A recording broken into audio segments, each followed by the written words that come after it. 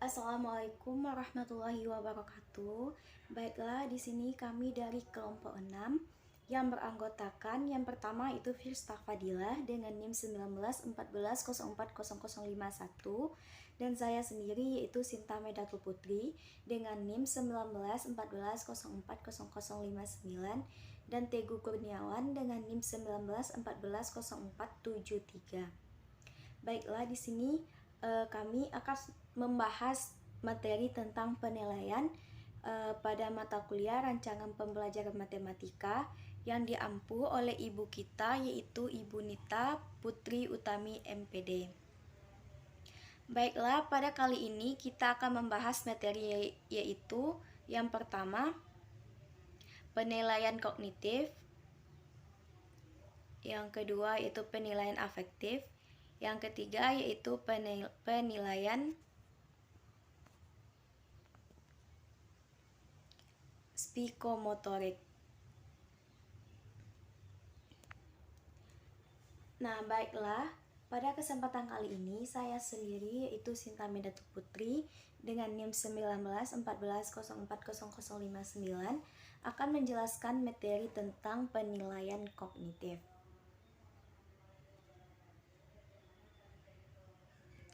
Nah, pengertian dari penilaian kognitif ini adalah ranah kognitif berkenaan dengan kemampuan berpikir, kemampuan memperoleh pengetahuan yang berkaitan dengan memperoleh pengetahuan, pengenalan, dan pemahaman, konseptualisasi, penentuan, dan penalaran yang dapat diartikan sebagai kemampuan intelektual.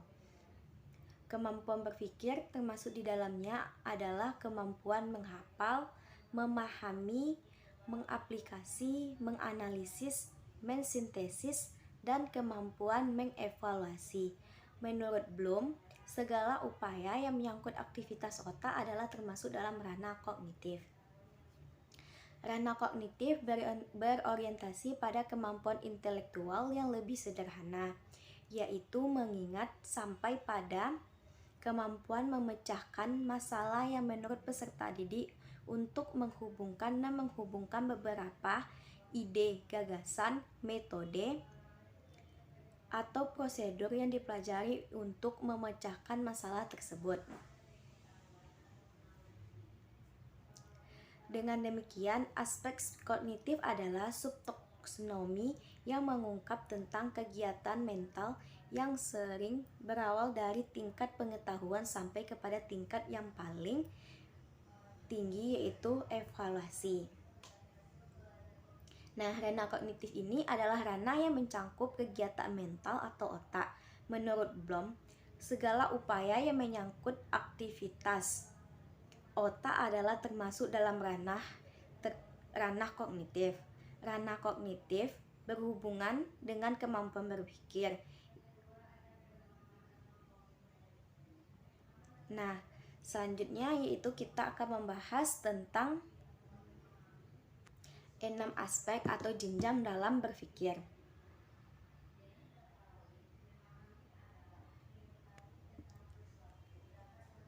Pertama yaitu pengetahuan atau menghafal atau ingatan.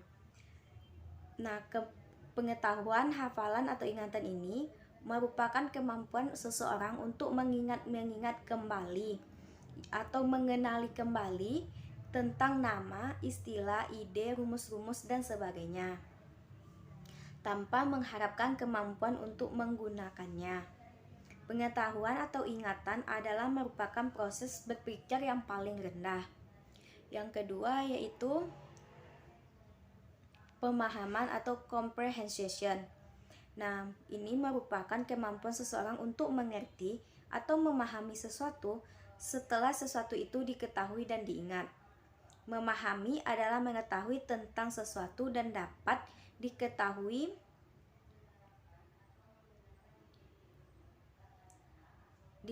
dan diingat. Memahami adalah mengetahui tentang sesuatu dan dapat melihatnya dari berbagai segi. Nah, seseorang peserta didik dikatakan memahami sesuatu apabila ia dapat memberikan penjelasan atau memberi uraian yang telah lebih rinci tentang hal itu dengan menggunakan kata-katanya sendiri. pemahaman merupakan jenjang kemampuan berpikir setingkat lebih tinggi daripada ingatan atau hafalan. Jenjang yang ketiga yaitu penerapan atau application. Penerapan ini merupakan kesanggupan seseorang untuk menerapkan atau menggunakan ide-ide umum, tata cara ataupun metode-metode, prinsip-prinsip, rumus-rumus, teori-teori, dan sebagainya. Dalam situasi yang baru dan konkret, penerapan ini adalah merupakan proses berpikir setingkat lebih tinggi ketimbang pemahaman. Yang selanjutnya yaitu analisis. Analisis adalah kemampuan seseorang untuk merinci atau menguraikan suatu bahan atau keadaan menurut bagian-bagian yang lebih kecil dan mampu memahami hubungan di antara bagian-bagian atau faktor yang satu dengan faktor-faktor lainnya. Selanjutnya yaitu sintesis. Sintesis adalah kemampuan berpikir yang merupakan kebalikan dari proses berpikir analisis. Sintesis merupakan suatu proses yang memadukan bagian-bagian atau unsur-unsur secara logis sehingga menjelma menjadi satu pola yang berstruktur atau membentuk pola baru. Yang terakhir yaitu penilaian atau penghargaan atau evaluasi. Ini merupakan kemampuan seseorang untuk membuat pertimbangan terhadap suatu kondisi, nilai atau ide. Misalkan, jika seseorang dihadapkan pada beberapa pilihan, maka ia akan mampu memilih satu pilihan terbaik sesuai dengan patokan-patokan atau kriteria yang ada. Selanjutnya yaitu macam-macam penilaian kognitif. Yang pertama yaitu tes lisan. Nah, tes lisan ini umumnya bisa digunakan pada mata pelajaran seperti mata pelajaran bahasa, agama, atau kesenian. Proses konstruksi tes lisan ini lebih sederhana daripada tes tulis dan tingkat kehandalan tes lisan umumnya kurang valid. Secara empiris, uji validitas tes lisan sukar untuk dilakukan dan merangka menguji kehandalan tes lisan. Paling mungkin hanya dapat dilakukan uji reliabilitas kasar menggunakan teknik reliabilitas retest. Selanjutnya yaitu tes tertulis. Tes tertulis terbagi menjadi dua, yaitu sebelumnya tes tertulis ini merupakan proses tahap mengkonstruksi tes tertulis secara garis besar, yaitu mengkaji kurikulum, mengembangkan indikator dan kisi-kisi, menulis item soal, uji validasi, konsep, revisi atau perbaikan, uji validasi empiris, seleksi soal, dan penyajian tes. Tes tertulis merupakan tes di mana soal dan jawaban yang diberikan kepada peserta didik dalam bentuk tulisan. Nah, tes tertulis ini terbagi menjadi dua, yaitu tes uraian atau esai dan tes objektif. Nah, tes uraian atau esai ini merupakan tes uraian adalah butir soal yang berbentuk pertanyaan atau tugas yang jawabannya atau pekerjaan tugas harus dilakukan dengan cara mengemukakan pikiran peserta didik tes secara naratif. Nah, bentuk tes uraian dapat diklarifikasi ke dalam bentuk dua tipe, yaitu tes uraian bebas dan tes uraian terbatas. Perbedaan dua tipe tes uraian ini adalah atas dasarnya besarnya kebebasan yang diberikan kepada peserta didik untuk menulis dan menyatakan jawaban. Nah, sedangkan tes uraian bebas memberikan kebebasan yang lebih besar daripada uraian terbatas. Selanjutnya yaitu tes objektif. Tes objektif adalah tes atau butir soal yang menuntut jawaban secara lebih pasti. Bentuk tes objektif dapat mencakup banyak materi pembelajaran. Penskoran objektif dan mudah dikoreksi, seperti jawaban singkat atau isian singkat, menjodohkan benar salah atau pilihan ganda. Nah, selanjutnya yaitu contoh penilaian kognitif. Contoh-contoh kisi-kisi tes objektif dan uraian disajikan pada tabel berikut. Nanti itu cukupan yang diukur dalam ranah penilaian kognitif adalah yang pertama itu ingatan, yang bisa disimbolkan dengan C1, nanti disimbolkan dengan C1 yaitu kemampuan seseorang untuk mengingat, ditandai dengan kemampuan menyebutkan simbol, istilah, definisi, fakta, aturan, urutan, dan metode. Nah, yang kedua itu pemahaman, disimbolkan dengan C2 yaitu kemampuan seseorang untuk memahami tentang sesuatu hal, ditandai dengan kemampuan menerjemahkan, menafsirkan, memperkirakan, dan menentukan dan menginterpretasikan. Yang ketiga itu penerapan, dilambangkan dengan C3 yaitu kemampuan berpikir untuk menjaring dan menerapkan dengan tepat tentang teori, prinsip, simbol pada situasi baru atau nyata.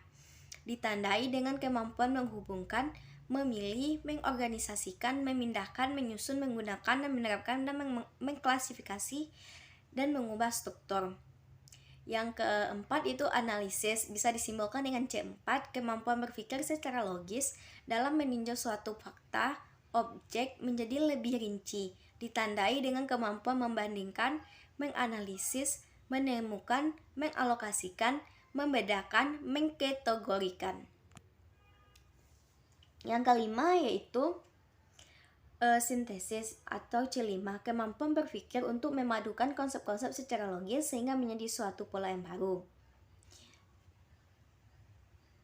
Nah, yang terakhir yaitu evaluasi dengan disimbolkan dengan C6, kemampuan berpikir untuk dapat memberikan pertimbangan terhadap situasi, sistem nilai, metode, persoalan dan pemecahannya dengan menggunakan tolak ukur tertentu sesuai dengan patokan.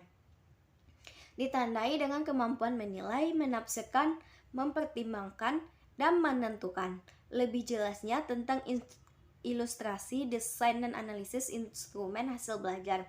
Berikut disajikan contoh kisi-kisi tes objektif dan kisi-kisi tes. Nah, di sini bisa kita lihat itu contoh instrumen penilaian kognitif. Di sini bisa kita lihat pada tabel berikut, yaitu pada kolom pertama berisi standar kompetensi, yang kedua adalah kompetensi dasar, yang ketiga ada indikator. Nah, aspek penilaian ini ada C1, C2, C3, dan C4, dan C5, dan seterusnya. Kemudian jumlah soalnya. Nah, sedangkan untuk penskorannya bisa kita lihat pada tabel berikut, itu misalnya aspeknya itu pemahaman soal. Kita beri pada kolom berikut ada skornya yaitu 0, 1, 2, dan 3.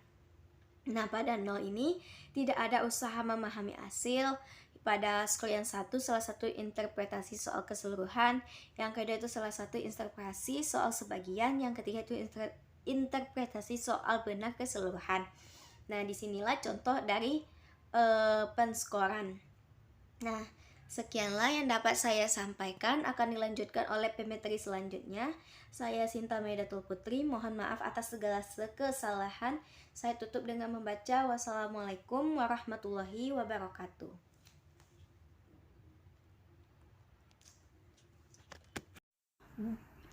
Perkenalkan, nama saya Firsta Fadila, NIM 19140400051. Baiklah, selanjutnya yaitu tentang penilaian afektif.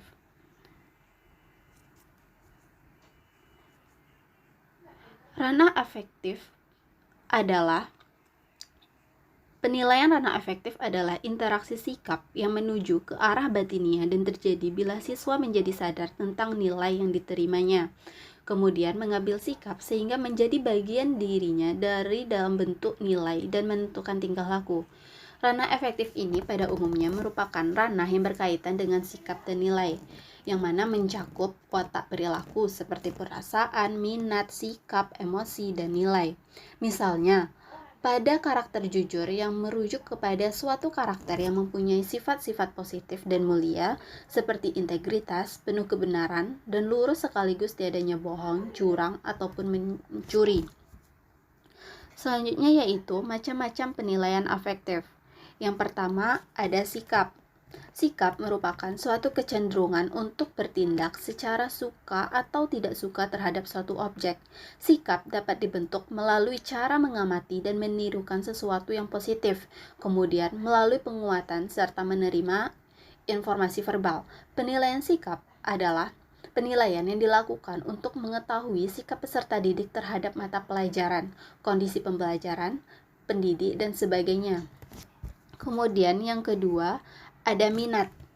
Menurut KBBI, minat atau keinginan adalah kecenderungan hati yang tinggi terhadap sesuatu. Hal penting pada minat adalah intensitasnya. Secara umum, minat termasuk pada karakteristik afektif yang memiliki intensitas yang tinggi. Kemudian yang ketiga, ada konsep diri. Menurut Smith, konsep diri adalah evaluasi yang dilakukan individu terhadap kemauan dan kelemahan yang dimiliki. Konsep diri ini penting untuk menentukan jenjang karir peserta didik, yaitu dengan mengetahui kekuatan dan kelemahan diri sendiri dapat dipilih alternatif karir yang tepat bagi peserta didik nantinya. Kemudian yang keempat ada nilai. Nilai menurut Rockett merupakan suatu keyakinan tentang perbuatan, tindakan, atau perilaku yang dianggap baik dan yang dianggap buruk. Target nilai cenderung menjadi ide. Target nilai dapat juga berupa sesuatu seperti sikap dan perilaku. Dan yang terakhir yaitu ada moral. Moral berkaitan dengan perasaan salah atau benar terhadap kebahagiaan orang lain atau perasaan terhadap ketindakan yang dilakukan diri sendiri. Moral juga dikaitkan dengan keyakinan agama seseorang, yaitu keyakinan akan perbuatan yang berdosa dan berpahala. Jadi, moral ini bisa berkaitan dengan prinsip, nilai, dan keyakinan seseorang. Adapun contoh dari penilaian efektif, dapat teman-teman lihat pada contoh berikut. Komponennya yaitu ada mata pelajarannya yaitu matematika, kelas 10 semester 1, topik eksponen dan logaritma, subtopiknya yaitu konsep eksponen bilangan berpangkat. Pada angket berikut yaitu bertuliskan nama kelompok, kemudian nama siswa. Dan setiap anggota kelompok menilai aspek-aspek yang akan dinilai. Yang pertama ada interaksi siswa dalam konteks pembelajaran kelompok. Yang kedua ada kesungguhan dalam mengerjakan tugas kelompok. Yang ketiga kerjasama antar siswa dalam belajar kelompok. Yang keempat menghargai pendapat teman dalam satu kelompok. Dan yang kelima menghargai pendapat teman dalam kelompok lain. Kemudian teman yang menilainya memberikan tanda checklist pada kolom hasil pengamatan, yaitu yang kolom 1 yaitu dengan kualifikasi sikap kurang, yang kolom 2 dengan sikap cukup, yang ketiga sikap baik, dan yang keempat sikap sangat baik. Kemudian jumlah skor dijumlahkan kemudian ditotal sehingga mendapatkan nilai akhirnya. Baiklah, sekian yang dapat saya sampaikan. Materi selanjutnya akan dilanjutkan oleh rekan saya.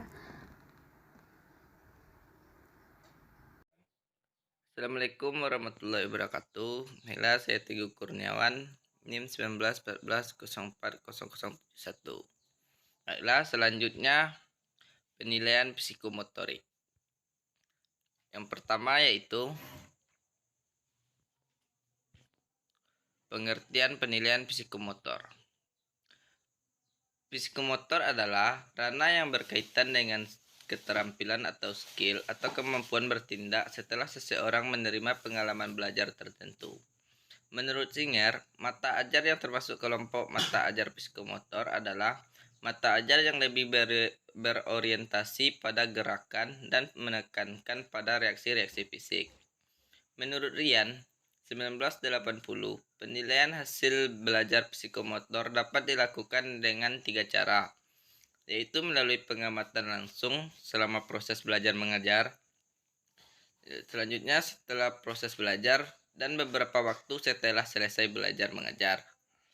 Tujuan pengukuran ranah psikomotor adalah selain untuk memperbaiki pencapaian tujuan instruksional oleh siswa pada ranah psikomotor, khususnya pada tingkat imitasi, manipulasi presisi, artikulasi, dan naturalisasi.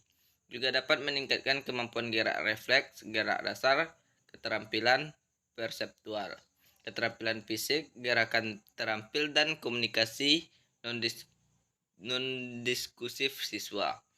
Sedangkan manfaat dari ranah psikomotor adalah selain untuk memperbaiki pencapaian tujuan instruksional oleh siswa pada ranah psikomotor, khususnya pada tingkat imitasi, manipulasi, presisi, artikulasi, dan naturalisasi juga dapat meningkatkan kemampuan gerak refleks, gerak dasar, gerak keterampilan perseptual, keterampilan fisik, gerak terampil, dan komunikasi non-diskursif siswa.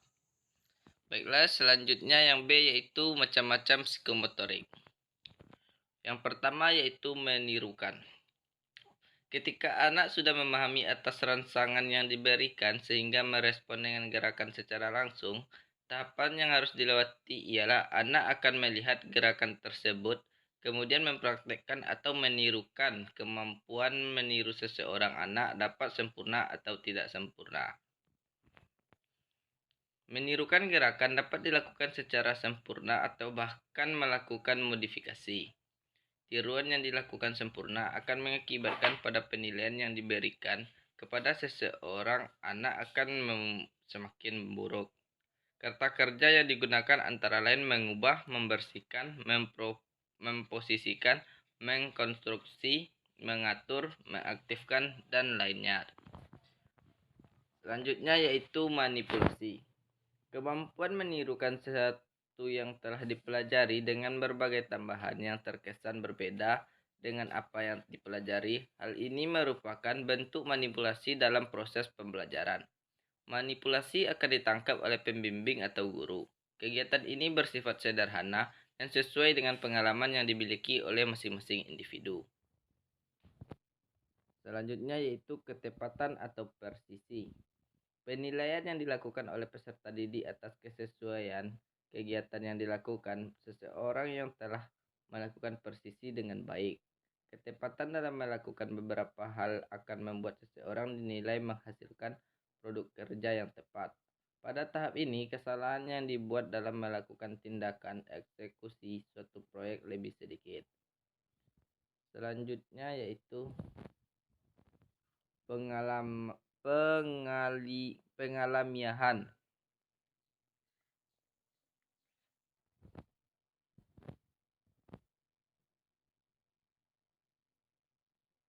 Pengalamiahan itu ketika seorang anak sudah dapat melakukan segala hal dengan baik, maka anak akan mampu menguasai segala hal yang akan diajarkan, bahkan dapat melakukan lebih dari apa yang diajarkan atau melakukan modifikasi dan menyesuaikan dengan keterampilan yang dimiliki. Selanjutnya yang terakhir yaitu artikulasi. Berdasarkan apa yang dipelajari akan menciptakan berbagai gerakan baru yang sesuai dengan apa yang dipelajari. Pengembangan dengan memberi sesuatu yang lebih bermakna juga dapat dilakukan dengan cara menyesuaikan dengan situasi dan kondisi saat ini. Selanjutnya yaitu contoh penilaian psikomotorik. Di mana di sini terdapat sebuah contoh yaitu instrumen penilaian psikomotorik.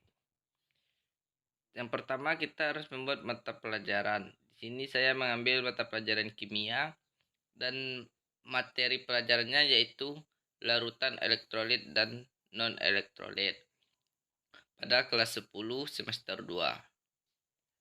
Di sini terlebih dulu kita membuat rubrik penilaian praktikum. Di mana rubrik penilaian keterampilan proses praktikum pengamatan larutan elektrolit dan non-elektrolit. Praktikumnya itu untuk menganalisa larutan elektrolit dan non-elektrolit. Yang pertama kita terdapat aspek keterampilan yang diamati, di mana terdiri dari siswa mengecek kesesuaian alat dan bahan yang disiapkan dengan panduan percobaan. Yang kedua yaitu siswa melakukan percobaan dengan prosedur yang benar. Yang ketiga yaitu siswa mencatat dan mengorganisasikan data percobaan dengan tepat dan rapi. Selanjutnya siswa merapikan kembali alat dan bahan percobaan. Selanjutnya, siswa menganalisis data percobaan yang diperoleh dan membuat laporan sederhana hasil percobaan. Selanjutnya, terdapat kolom skor, yaitu ada 1, 2, 3, dan 4. Yang terakhir yaitu ada kolom nilai. Dan yang di bawah sekali ada skor total. Catatan, 3 sama dengan sangat baik, 2 sama dengan baik, 1 sama dengan cukup. Skor maksimal terdiri dari 15. Kriteria penilaian yaitu A sama dengan 12 sampai 15, B sama dengan 9 sampai 12, dan C sama dengan 5 sampai 8. Baiklah, itu yang dapat saya sampaikan. Kalau ada salah mohon maaf. Saya akhiri dengan wabillahi taufiq wal hidayah. Assalamualaikum warahmatullahi wabarakatuh.